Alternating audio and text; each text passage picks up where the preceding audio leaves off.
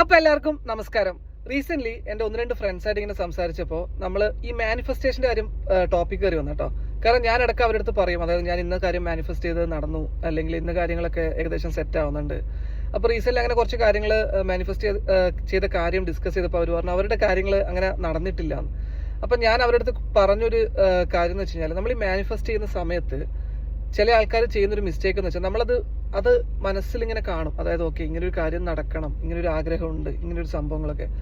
പക്ഷേ സ്റ്റിൽ അവർ കൺഫ്യൂസ്ഡ് ആയിരിക്കും. ഇത് നടക്കോ ഇല്ലയോ, ഇത് നടക്കാൻ ചാൻസ് കുറവല്ലേ, അങ്ങനെ ഒരു കൺഫ്യൂഷൻ ഉണ്ടെന്നുണ്ടെങ്കിൽ ഈ മാനിഫെസ്റ്റേഷൻ എന്ന് പറഞ്ഞ സാധനം വർക്കാവില്ല.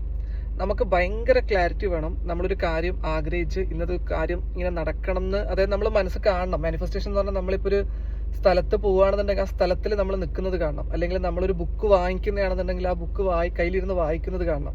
അല്ലെങ്കിൽ നമ്മളൊരു നല്ലൊരു ഫുഡ് കഴിക്കാൻ ആഗ്രഹിക്കുന്നുണ്ട്, അത് ഭക്ഷണം ഇരുന്ന് കഴിക്കുന്നത് നമ്മൾ മനസ്സിൽ കാണണം. അങ്ങനെയാണെങ്കിലേ നടക്കുള്ളൂ. അതുമാത്രമല്ല, നമുക്ക് ഡൗട്ട് പാടില്ല. ഇത് നടക്കോ ഇല്ലയോ എന്നുള്ള കൺഫ്യൂഷൻ പാടില്ല.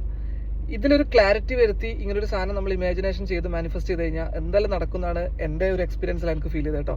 നിങ്ങൾ ട്രൈ ചെയ്ത് നോക്ക്. നിങ്ങൾക്ക് അങ്ങനെ എന്തെങ്കിലും നടക്കാത്തതോ അല്ലെങ്കിൽ നടക്കുന്നോ ഉണ്ടെങ്കിൽ ഒന്ന് പറയണം കേട്ടോ കമന്റ് ബോക്സിൽ. അപ്പോൾ എല്ലാവരും വേറെ ദിവസം കാണാം. Bye, take care.